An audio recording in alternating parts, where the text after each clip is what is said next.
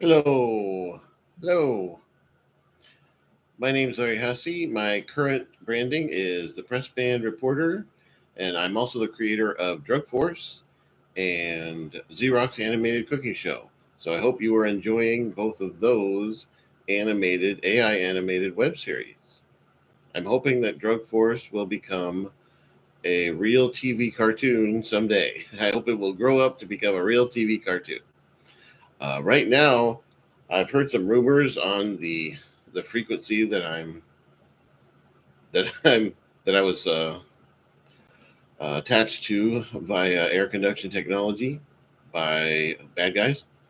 And so the rumor I'm hearing now is that in the Seattle, Washington, King County, Washington area, people are trying to form something they're calling a pot district.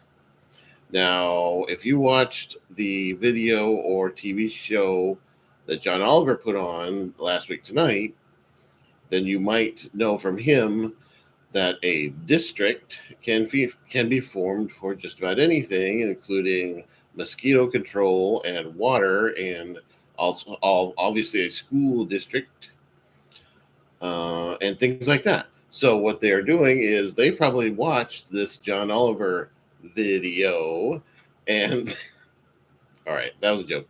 All right, they probably watched this John Oliver video, and they said, "Oh, well, we love pot. Let's form a pot district because if you can form a district for anything, let's form a pot district because that's what we love." That's the way they think. So I am warning you, the concerned citizen, that King County might become a pot district, so to speak. And I don't even know what this would entail. Um, But what my recommendation for pot shops is that you should unionize. Okay, there are unions that are trying to unionize pot shops, and that's a very good idea.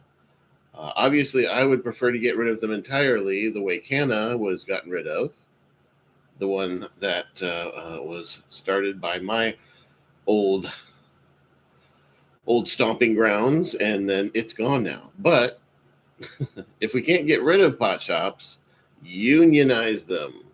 How about why don't we have a city council law that says you must unionize your pot shops? That sounds good. How about a county law that says pot shops must be unionized? How about a state law that says pot shops must be unionized or some sort of rule like that? I don't know if it's a law or a rule or something, but forming a pot district is not what I would recommend. I would recommend unionizing your pot shops. And also, I would recommend not zoning for them because, as we know from the Bourne, Massachusetts example, state Supreme Courts will hold up city councils, hold them up and say, yes, if you do not district for pot shops, then you do not have to have a pot shop. If you do not, I said district, but if you do not zone, see, this is going to be confusing, right? Sorry. If you do not zone for a pot shop, then you do not have to have a pot shop. There is no pot shop in Bourne, Massachusetts, because they went to court and Massachusetts Supreme Court said if your city does not zone for a pot shop, it does not have a pot shop. That is what the state Supreme Court said. And that is the precedent. Okay? Precedents are very important. Precedents are very important in law. PREC on and on. So, my 2 points are there's a rumor that there is a pot district being formed in Seattle, Washington, and King County, Washington. And I would recommend stopping that. And I would also recommend requiring that all pot shops are unionized with a union. Okay? I've said all along that I evaluate unions on an individual case by case basis. Okay? My least favorite union is IBEW because they cooperate with the mafia.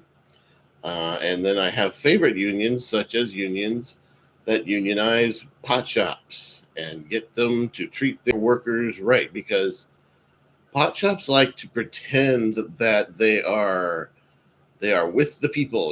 They are people oriented, and they are with the real people who really want to relax with pot or whatever. But they're not. The way they treat their employees is worse than any corporation you could ever think of. All right? Okay? Worse than any corporation employer that you could ever think of. So, and so they are not of the people, because the way pot shops sometimes treat employees, they even have pot warehouses that are really hard to get employees for because you're subjected to THC fumes. And remember, THC can cause the scrommets. I just sent out a post about that. I haven't mentioned the scrommets in a long time. The scrommets uh, are a common name for something called cannabis H syndrome. The H is a very long word that I don't even know. So, cannabis H syndrome is something that THC will cause, and every person's uh, every person's level of tolerance for how much THC they can permanently tolerate in their body. THC is permanently, when you put THC in the body, it doesn't leave the body like food. It's permanently in the body, and how much THC each person can tolerate in the body is different. Obviously, Bill Maher can tolerate an absolutely astronomical amount. Other people cannot. Oh, good to see you, Superfan. Good to see ya. All right.